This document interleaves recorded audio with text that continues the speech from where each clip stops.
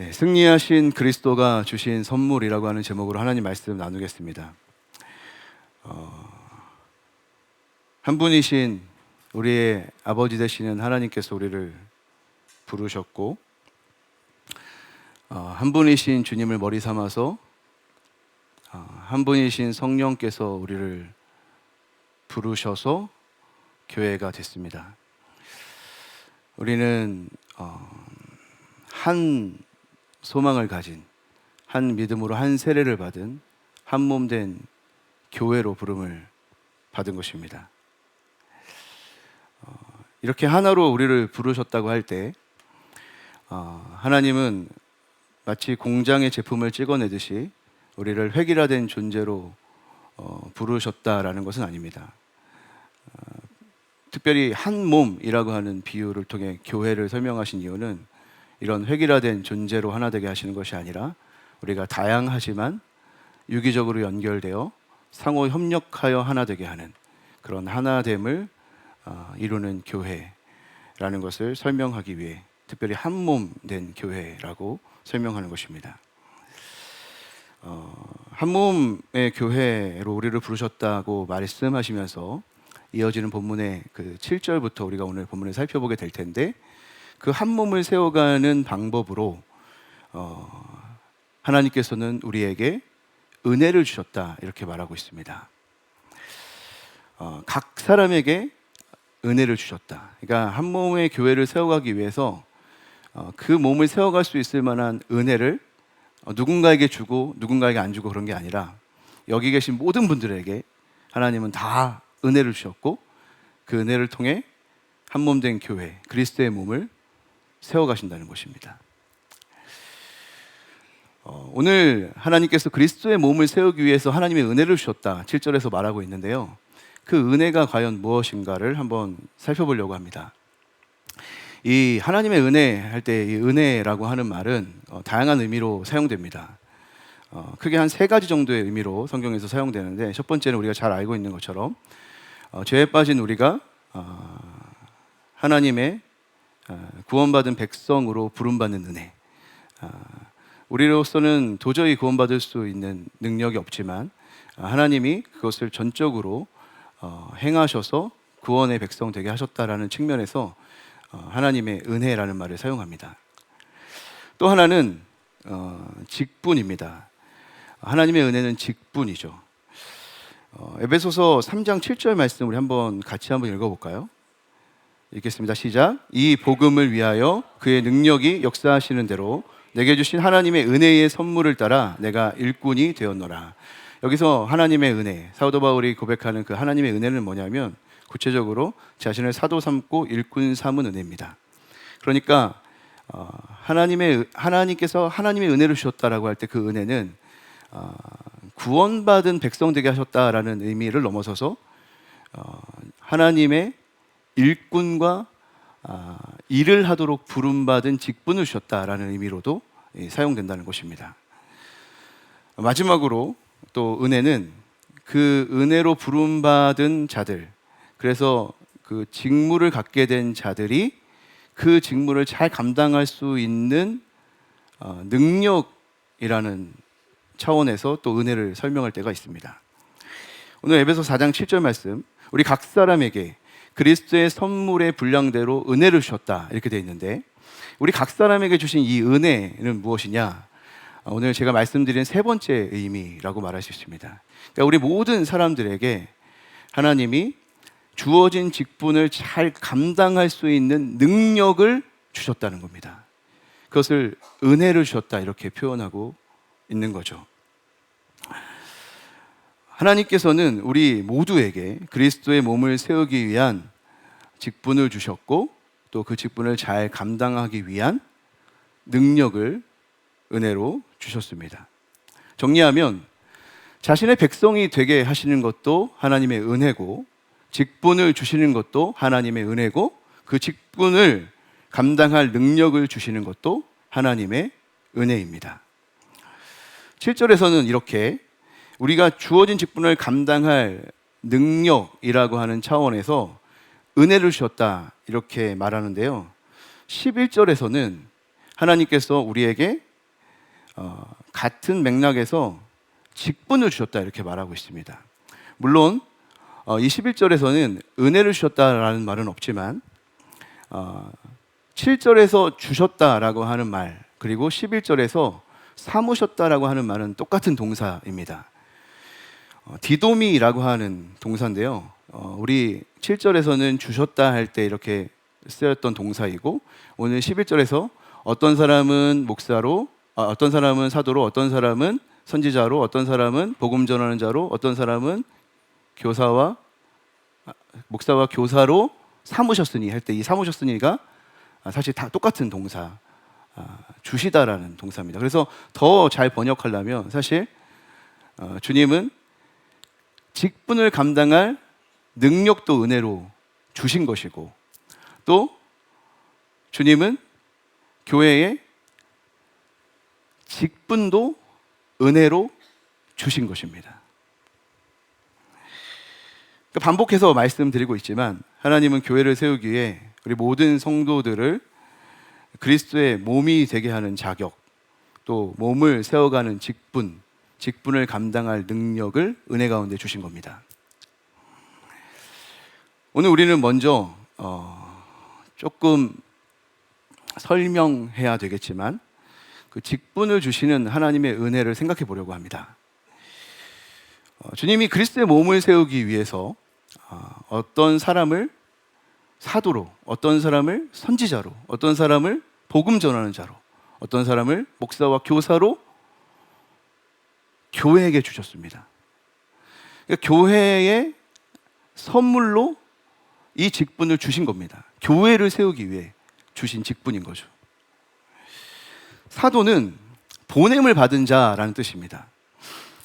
모든 성도가 세상에 보냄을 받은 자니까 사실 모든 성도가 사도다 이렇게 말은 할 수 있지만, 오늘 본문에서 사도라는 말을 쓸 때 어떤 사람을 특별히 사도라고 하는 직분을 주셨다라는 것이기 때문에 그런 의미로 사용된 건 아니죠. 모든 성도를 가리키는 말은 아닙니다.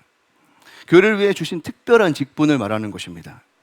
예수님께서 부활하신 것을 직접 목격한 12제자, 그리고 바울, 그리고 주님의 동생 야고보를 포함하여 부활을 목격하고 교회를 세우는 일에 선구자적인 특별한 직분을 맡은 사람들, 그들을 사도라고 말합니다.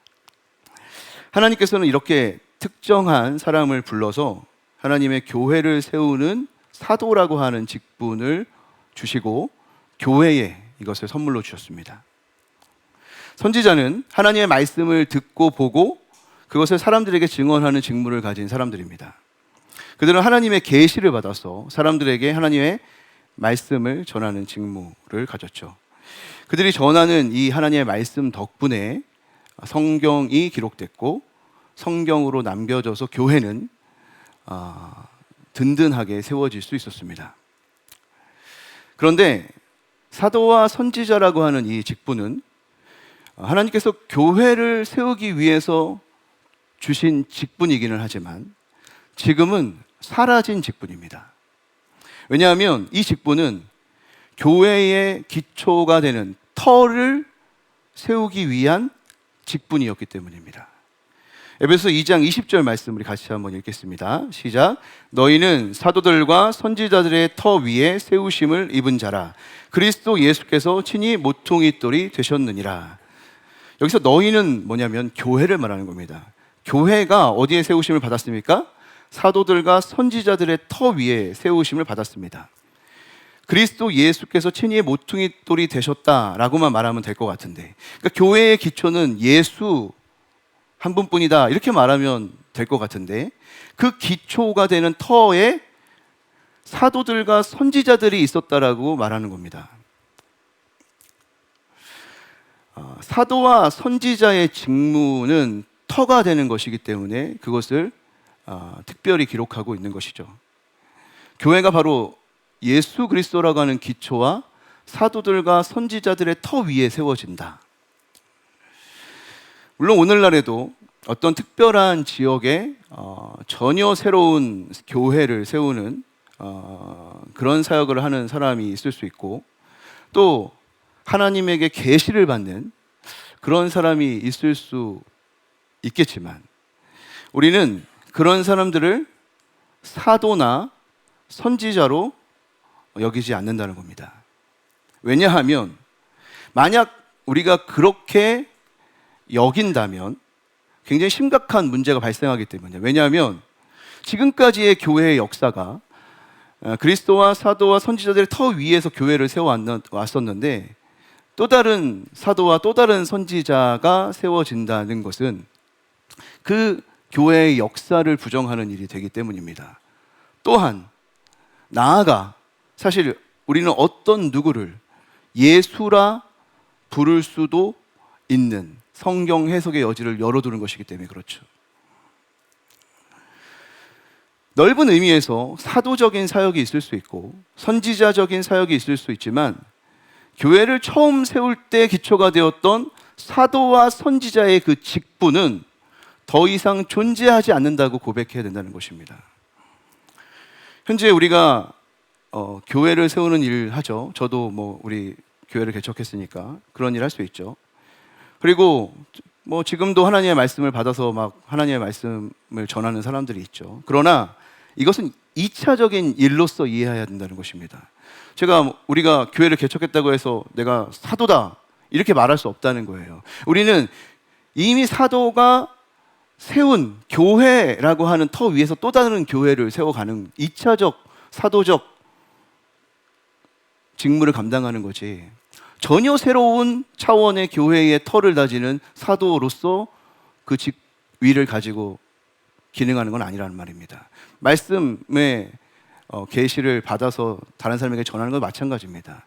오늘 우리가 하나님의 계시를 받아 말한다라고 하는 것은 성경에 이미 선지자들이 터를 닦아 세워놓은 정결한 하나님의 말씀을 또다시 덧붙이는 방식의 선지자라면 그것은 용납될 수 없는 거죠. 물론 성경에 근거하여 2차적으로 그것을 재해석하고 또렷이하고 드러내는 방식의 선지자가 있을 수 있지만 그것은 2차적인 일로서 선지자적 기능을 하는 것이지 그 직무는 더 이상 존재하지 않는다는 겁니다.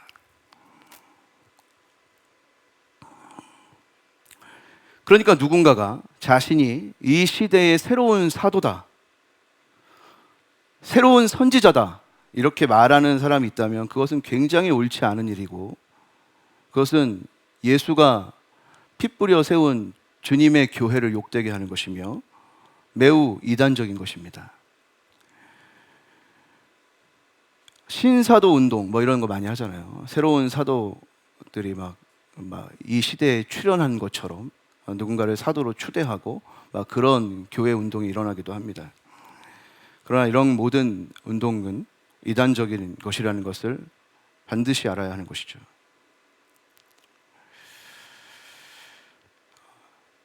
그러나 여튼 사도와 선지자라고 하는 직분을 교회에 선물로 주신 것은 분명하고 그 예전에 그렇게 교회가 세워지는 터를 위해 그런 직분을 주셨다는 것에 우리는 굉장히 감사할 수 있어야 하는 겁니다. 왜냐하면 그들 덕분에, 그 직분 덕분에 우리는 교회를 세워갈 수 있고 교회로 살아갈 수 있기 때문이죠. 하나님께서 교회에게 주신 세 번째 직분부터는 오늘날에도 존재하는 직분입니다. 먼저는 복음 전하는 자라는 직분이죠. 모든 성도가 복음을 전하는 일을 감당하기 때문에 모두가 다 복음 전하는 자이지만 지금 말하는 건 당연히 특별한 직무를 말합니다. 어떤 사람은 복음 전하는 자로 세웠다라고 할 때 이것은 특별하게 부름받은 복음 전하는 직분을 가진 사람을 말합니다. 예를 들어서 오늘날로 말하면 교회를 통해 공식적으로 파송된 선교사님들과 같은 직분을 가진 사람들을 말합니다. 하나님께서는 교회를 세우시기 위해 복음을 전하는 자, 특별히 복음을 전하는 그 직무를 감당할 직분을 교회에 선물로 주신 것입니다. 교회를 세워가려면 복음을 알지 못하는 자에게 찾아가야 되고 그들이 이해할 수 있는 언어로 복음을 분명하게 설명하고 전할 수 있는 사람이 있어야 되는데 하나님은 그런 직무를 감당할 사람을 교회에 직분을 주셔서 세워가시고 통하여 교회를 세워가신다는 것입니다. 마지막으로 하나님은 교회에 목사를 선물로 주십니다. 제가 마지막이라 이렇게 말한 것은 그 목사와 교사라고 하는 이 직분이 하나의 관사에 묶여 있기 때문입니다. 물론 목사와 교사가 다른 구별되는 직무고 직분이라고 이해할 수 있습니다. 그렇게 생각하는 학자들도 많이 있어요. 그러나 11절에 하나님이 교회에 주신 직분을 소개할 때 사도, 선지자, 복음 전하는 자 앞에는 각각의 관사를 다 붙였습니다. 그러나 목사와 교사, 사실은 목사와 교사가 아니라 헬라어로 말하면 목자와 교사입니다. 포이멘과 디다스칼로이가 엔드로 묶여 있고 그 앞에 관사가 하나만 붙어 있어요. 그러니까 이것은 목자 곧 교사인 하나의 직무를 말하는 것으로 보는 게 저는 더 적절하다고 생각합니다. 물론 교회에 목자라고 하는 직분이 있을 수 있고 또 교사라고 하는 직분이 따로 있을 수 있지만 지금 이 문맥에서 말하는 교회에 선물로 주신 하나님이 선물로 주신 그 직분에 대해서 말할 때 이 목자요 교사인 목사라고 하는 직분을 지금 하나님께서는 우리에게 말하고 있는 것이다. 저는 그렇게 이해하는 것이 적절하다고 보여집니다. 여튼 하나님께서는 교회를 세우시기 위해서 성도들에게 은혜로 직분을 주시는데 특별히 누군가를 목사로 부르셔서 그 목사의 직무를 감당하게 하심으로 교회를 세워가십니다. 오늘날 교회를 위한 하나님의 특별한 선물이 목사라고 하는 직분이라는 것입니다. 왜냐하면 특별히 12절에서 부연 설명하는 것처럼 이 목사는 목자요 교사의 이 목사는 교회를 세우는 아주 결정적인 일을 하는 사람입니다. 이 결정적인 역할이라는 건 뭐냐면 결국 그리스도의 몸을 세워가는 데 필요한 것은 성도들이 봉사의 일을 하는 것인데 그 성도들이 봉사의 일을 하도록 온전하게 하다. 이 온전하게 하다는 말은 이킵이라는 말이에요. 장비를 갖추고 구비하는 거예요. 그러니까 봉사를 할 수 있을 만한 모든 준비를 갖추게 하는 거예요. 그것을 하는 사람이 있는데 그게 누구냐면 목사라는 거예요. 목자요 교사인 목사. 그러니까 교회를 위해서 성도들이 봉사할 수 있도록 성도들이 교회를 세워가는 일을 할 수 있도록 목사는 돌보고 가르치며 그 일을 구비하는 아주 결정적인 역할을 하는 것이고 주님은 그 일을 위해 특별히 이 직분을 교회를 세워가시려 하는 것입니다. 이처럼 하나님께서는 교회를 세우기 위해 필요한 직분을 주시는 은혜를 베푸십니다. 그렇기 때문에 우리는 교회에 직분을 주시는 이 은혜를 결코 잊어서는 안 됩니다. 먼저 지금은 사라졌지만 사도와 선지자라고 하는 직분을 주셔서 교회를 세워주신 그 하나님의 은혜에 감사해야 될 것이고 선교사라고 하는 직분을 주셔서 교회가 복음을 전하는 일에 힘있게 나아갈 수 있게 하시는 것에 감사해야 합니다.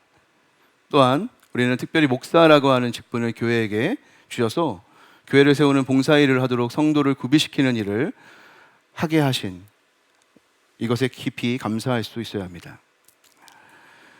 이것이 하나님의 은혜로 주신 직분이기 때문에 그렇습니다.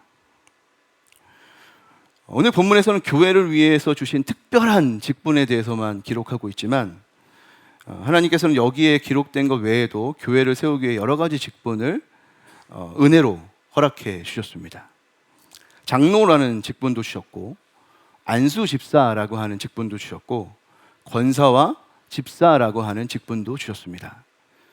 교사와 팀장과 리더라는 직분도 주셨습니다.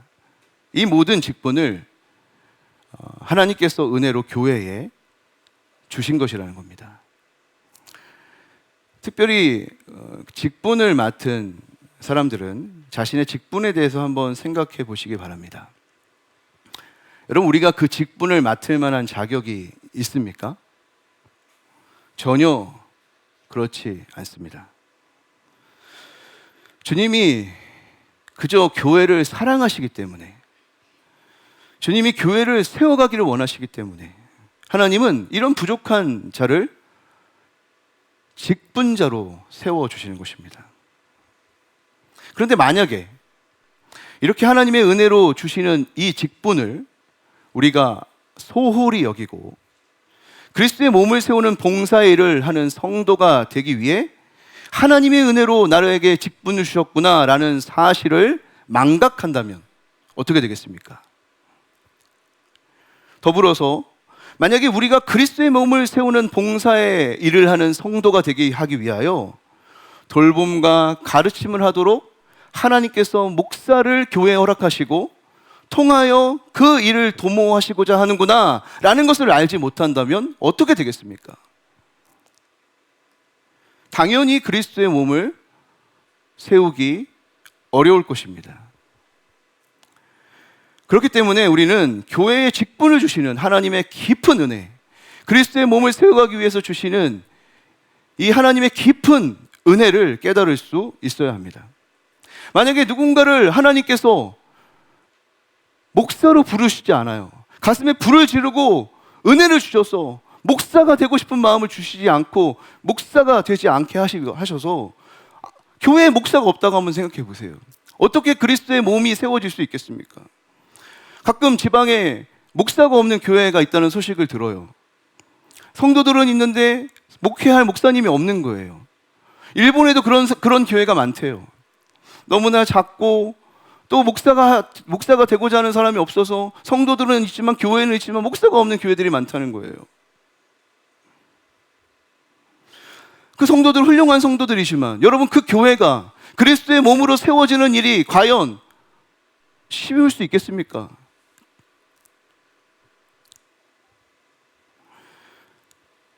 여러분 사실 지금 점점 목사가 되고 싶어하는 사람이 없어진다는 사실을 알아야 됩니다. 이것은 단순히 목사가 되고 싶은 사람이 없어진다는 문제가 아니라 그리스도의 몸을 세우는 일이 약화되고 있다는 뜻이에요. 여러분 목사가 되고 싶은 사람이 없는데 교회가 어떻게 성장할 수 있습니까? 다시 말하면 하나님이 목사라고 하는 직분을 교회에 주셨다는 것을 우리는 깊이 감사할 수 있어야 되고 이것이 정말 귀한 일이라는 것을 알아야 되고 교회는 그런 목사를 배출하는 교회가 되어야 하는 것입니다. 여러분 좋은 교회, 정말 하나님이 원하시는 그리스도의 몸인 교회는 목사를 배출합니다.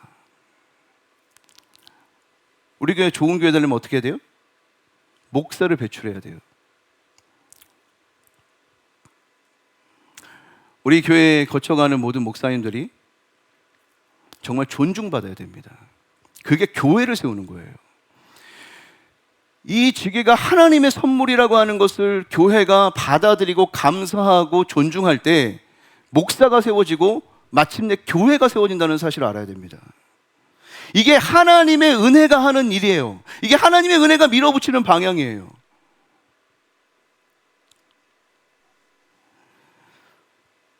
만약에 하나님께서 누군가의 마음에 감동을 주고 헌신하게 하여서 교회 장로님, 만수 집사님, 권사님, 집사님 세워주지 않는다면 여러분 교회가 어떻게 세워질 수 있겠습니까? 여러분 직분자 없이 교회 어떻게 세워갈 수 있겠습니까? 여러분 결코 쉽지 않습니다. 하나님이 교회를 세우시고 싶기 때문에 하나님의 은혜로 직분을 주시고 그 직분에 합당한 사람을 세우시고 교회를 세워가신다는 거예요. 그러니까 하나님이 교회에 직분을 주신다는 것은 얼마나 감사한 일인지 모릅니다. 그 직분자에게 가서 감사합니다 이렇게 말하라는 것이 아니라 하나님이 하나님의 교회를 세우기 위해서 직분을 주시고 그 직분에 맞는 사람을 세우셔서 교회를 세워가기 원하신다라고 하는 것을 생각하면서 하나님 앞에 감사하라는 뜻이에요. 그런데 교회를 세우기 위해 각 사람에게 주신 이 하나님의 은혜, 직분을 주시고 그러한 능력을 주시는 하나님의 은혜에 대해서 깊이 알게 되려면 하나님이 우리에게 주신 이 은혜를 깊이 알려면 우리는 오늘 본문 말씀 7절을 다시 자세히 읽어봐야 됩니다. 우리 7절 말씀을 다시 한번 읽겠습니다. 시작. 우리 각 사람에게 그리스도의 선물의 분량대로 은혜를 주셨나니. 여러분 보세요. 하나님이 우리 모두를 그리스도의 몸을 세우기 위해서 각 사람에게 무엇을 주셨습니까? 은혜를 주셨어요. 그 직분을 감당할 수 있는 그 직분을 감당할 수 있는 능력을 주셨어요. 근데 여러분 보세요. 이 은혜를 이해하도록 중간에 이 은혜를 어떤 방식으로 주셨는지를 말하고 있죠. 뭐라고 말합니까? 그리스도의 선물의 분량대로. 여러분 이 말 이해되세요? 안 되세요? 한국말인데 이해되세요? 저는 이 말을 몇 번을 읽어도 무슨 말인지 모르겠더라고요. 보세요. 하나님이 각 사람에게 은혜를 주시는데 어떻게 주냐면 그리스도의 선물의 분량대로. 이게 무슨 말이죠? 이 말씀은 사실은 잘 이해하려면 그 다음에 있는 6절, 그러니까 8절, 9절, 10절을 이해해야 됩니다. 이 그리스도의 선물의 분량대로 은혜를 주신 것을 말할 때 독자들이 그리스도의 선물의 분량대로라고 하는 말을 이해 못할 거를 바울이 알아요. 그래서 그리스도의 선물의 분량대로라는 말을 설명하는데 8절, 9절, 10절에서 말하고 있는 거예요. 그래서 우리가 그리스도의 선물을 먼저 이해할 필요가 있는데 이 지금 8절에서는 시편 68편을 묘사하고 있습니다. 근데 이 시편은 뭐냐면 하나님께서 예전에 이스라엘 백성들을 구원해 주셨던 것처럼 우리를 구원해 주십시오라고 하나님 앞에 구원을 요청하는 시예요. 근데 거기서 시인이 하나님을 어떻게 묘사하냐면 하나님은 우리에게 승리를 주시는 분이라는 거예요. 이스라엘 백성들을 출애굽시켜서 그들을 승리로 이끌어 가시는 그 앞장서신 그 하나님이라고 말하고 있고요. 시온산을 자신의 거처로 삼으시면서 모든 전쟁에서 승리하시고 이스라엘 백성들을 승리자로 행진하면서 오르시는 분으로 하나님을 묘사하고 있어요. 그렇게 이 하나님이 승리자라고 하는 이 묘사를 이 높은 곳으로 오르시는 장면으로 이렇게 묘사하고 있는데 이 장면을 지금 바울은 자신의 무엇인가를 설명하기 위해서 지금 이 본문을 가져오고 있는 거예요. 바로 그리스도께서 부활하시고 승천하셔서 승리하셨다라는 것을 말하기 싶어서.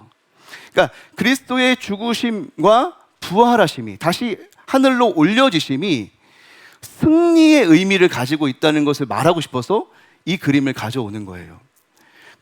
하나님이 시온산을 오르며 승리를 이끌어 주셨던 분인 것처럼 죽었다가 다시 살아나셔서 하늘로 오르시는 그리스도는 승리하신 하나님이다, 이걸 말하고 싶은 거죠. 근데 이 그림에서 재미난 장면은 뭐냐면 하나님이 이스라엘 백성들에게 승리를 주실 때 이스라엘 백성들이 원래 적군들에게 사로잡혀 있었던 포로였는데 하나님이 승리하게 하심으로 사로잡혔던 자를 다시 자신이 사로잡으세요. 이 말은 사로잡혔던 자를 해방시킨다는 말이죠. 그리고 이 적군들에게 이겼으니까, 승리했으니까, 하나님을 통해서 이스라엘 백성들이 승리했으니까 전리품을 받게 되잖아요. 그 전리품을 받은 것을 가지고 자신의 새로운 그러니까 다시 사로잡은 자신의 백성들이 그 전리품을 나눠 준다라는 거예요. 그리고 이것이 승리의 장면이라는 것을 가져오면서 오늘 승리자이신 그리스도께서 우리에게 주시는 선물의 의미를 드러내려고 하는 거예요. 이 승리자가 전리품을 받아 승리한 백성들에게 나눠주는 이 선물로서 이 장면을 보여주면서 그리스도께서 우리에게 나눠주시는 선물은 이러한 선물의 의미를 가지고 있습니다, 바울은 말하고 싶은 거죠. 크게 세 가지를 드러내고 싶은 건데, 첫 번째는 그리스도께서 성도들에게 주시는 선물은요, 승리하신 그리스도가 주시는 선물이다, 이걸 말하고 싶은 겁니다. 비록 예수님께서는 땅 아래로 내려오셔서 사람의 모양으로 종의 형체를 가지시고 모진 고난과 고통을 당하면서 십자가에서 죽으셨지만 결국 죽음의 권세를 깨트리고 부활하시고 승천하시고 하늘에 올리심으로 이 땅의 세상의 통치자들을, 악한 권세자들을 발 아래 두시면서 그의 승리를 통해 성령을 통해 그리스도께서 성령을 통해 나눠주신 이 선물이 이 선물은 승리자의 선물이야 라는 것을 말해 준다라는 거예요. 내가 너희들에게 주는 선물은 마치 승리자가 전리품을 자신의 백성에게 나눠주시듯이 주는 선물이야, 이렇게 말하는 거예요. 이것은 무슨 말이냐면 승리하신 그리스도께서 우리에게 주시는 선물이다. 그리스도께서 우리에게 주시는 선물은 승리하신 그리스도의 선물이다. 또 나아가면 두 번째 뭡니까? 그 승리의 전리품을 받은 그리스도의 선물을 받은 성도들은 이 선물을 통해 무엇을 확인하게 돼요? 우리가 승리하신 그리스도의 선물을 받았으니까 우리도 승리에 이르게 되는 선물을 받은 거구나. 내가 받은 이 선물은 내가 승리에 이르도록 하는 선물이구나 라는 것을 확인할 수 있게 하는 선물이 되는 거죠. 또 나아가서 이 그리스도의 선물은요, 사실 성령이 교회를 위해서 각 사람들에게 주신 것이지만 이 선물은 교회를 세우는 데만 쓰이는 것이 아니라 사실은 만유를, 온 세상을 섬기는 일에도 사용되는 선물이라고 말합니다. 그래서 우리에게 선물을 주시는 그리스도는 교회의 머리실 뿐만 아니라 만유의 머리시고 만유를 충만하게 하시는 분이라고 말하는 거죠. 교회를 세워가는 직분을 주시고 감당할 능력을 주시는 하나님의 그 은혜가 어떠한 방식으로 우리에게 주어진 은혜인지를 이렇게 설명하는 거예요. 그래서 그리스도의 선물의 분량대로라고 하는 말은 좀 더 우리가 이해하기 쉽게 말하려면 번역을 이렇게 해야 됩니다. 그리스도의 선물의 헤아림을 따라서, 그리스도의 선물이라고 하는 것을 헤아려 보는 거예요. 그리스도께서 우리에게 주신 선물은 맞아, 승리하신 그리스도께서 주신 것이지. 그리스도께서 우리에게 주신 이 선물은 우리를 승리에 이르게 하는 선물이었지. 그리스도가 우리에게 주신 선물은 교회를 섬길 뿐만 아니라 세상을 섬기게 하는 그 선물이었지 라고 하는 이 그리스도의 선물을 헤아려 보고 이 헤아림을 따라 하나님의 은혜가, 하나님의 그 직분이, 그 직분을 감당할 능력이 우리에게 주어졌다, 이렇게 말씀하는 겁니다.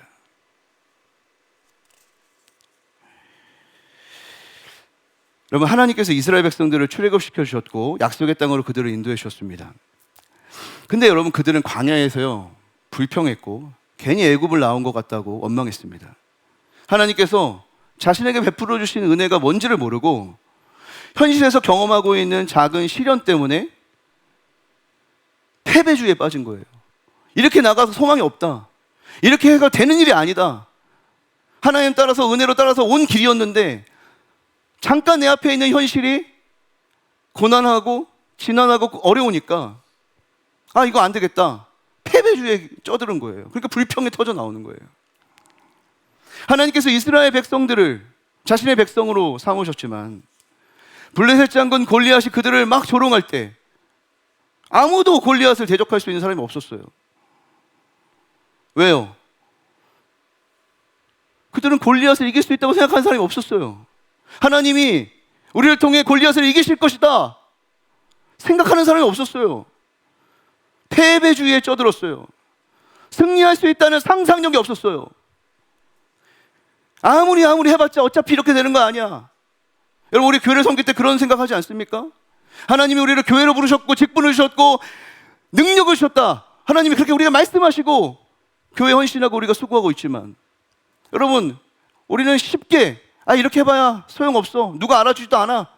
여러분, 우리 쉽게 그렇게 패배주의에 빠지지 않습니까? 교회에 열심히 헌신해봐야 세상에서 바보만 되지 아무것도 아니야. 여러분, 우리 그런 패배주의에 쉽게 빠져들지 않습니까? 하나님 우리에게 주신 이 은혜로 주신 이 놀라운 직분, 그 직분을 감당하게 하는 능력 가운데 그리스도의 몸을 세우기 위해서 우리가 지난한 열심과 수고를 감당하려고 해도 우리가 자꾸 빠지는 함정이 뭐예요? 이게 도대체 무슨 소용인가? 이렇게 살아간다고 해서 무엇이 바뀌나? 여러분, 이것에 계속 우리가 무너지고 있는 것 아닙니까? 이렇게 한다고 해서 무슨 하나님의 나라가 이런 식으로 어떻게 임할 수 있겠어? 내가 무슨 깜냥이 돼? 어차피 넘어질 거잖아. 너가 진짜 원하는 거 교회를 세우는 거 맞아? 너 진짜 네가 원하는 거 하나님 나라 세우는 거 맞아? 너 지금 너의 삶이 당장 급하잖아. 여러분, 끊임없이 우리에게 말하고 있고 우리는 그런 깊은 패배주의에 빠져 있지 않습니까? 하나님께서 우리가 교회가 되게 하셨고 직분을 주셨고 감당할 능력을 주셨다. 그것이 하나님의 은혜다. 이 은혜는 승리하신 그리스도께서 주신 은혜고 승리로 이끄는 은혜고 반드시 교회를 세우며 하나님 나라를 세우는 은혜다. 확신하십니까? 우리에게 주신 은혜가 그런 은혜, 그리스도의 선물의 헤아림을 따라 이해되지 않으면 아무리 은혜 해도 이 세상이 우리에게 주는 패배주의에 빠져 아무것도 하지 못하죠. 우리는 아직도 세상의 승리를 증명해야 하는 사람들로 살고 있고, 우리는 아직도 세상의 방식을 따르지 않으면 안 될 것 같은 불안한 마음으로 살아가는 사람들이고, 우리는 아직도 교회가 세상을 바꿀 것이라고 하는 확신을 갖지 못하고 살아가는 사람들이기 때문에 그리스도의 선물의 분량을 따라서 우리에게 주시는 그 은혜를 이해하지 못하기 때문에 우리는 자꾸 넘어지는 겁니다. 그러나 여러분, 그리스도의 선물을 헤아려 보시기를 바랍니다. 이미 승리하신 그리스도가 나눠주시는 선물, 우리를 반드시 승리에 이르게 하는 선물, 교회를 세울 뿐 아니라 하나님의 나라를 세우게 하는 그 선물, 이 선물을 헤아리시고 우리에게 직분 주셨고 우리에게 감당할 능력 주셨다고 하는 이 하나님의 은혜를 헤아리시기를 주님의 이름으로 축복합니다. 그리고 이 헤아림을 따라서 직분과 직분을 감당하게 하는 능력을 가지고 교회를 세워가면서 가슴 벅찬 승리를 마음속에 깊이 소망하며 살아가시게 되기를 주님의 이름으로 축복합니다. 교회에 직분을 주시는 것 하나님의 은혜입니다. 그 직분을 감당할 능력 주시는 것도 하나님의 은혜입니다. 그러니까 은혜가 없으면 그리스도의 몸을 세울 수가 없는 겁니다. 여러분, 교회는, 그리스도의 몸은 우리가 세울 수 있는 게 아니에요. 우리가 아무리 지혜로워도, 우리가 아무리 능력이 있어도 교회를 세울 수 없습니다. 교회 한번 세워봐야지 되는 것이 아닙니다. 무엇이 필요하냐? 하나님의 은혜가 필요합니다. 은혜로 충만해야 되고 은혜에 젖어 있어야 되고 은혜가 이끄는 대로 나아가야 교회가 세워지는 겁니다. 여러분, 여러분을 부르신 그리스도께로 나아가 은혜를 받으시기 바랍니다. 여러분에게 직분을 주신 그리스도께로 나아가 은혜를 받으시기 바랍니다.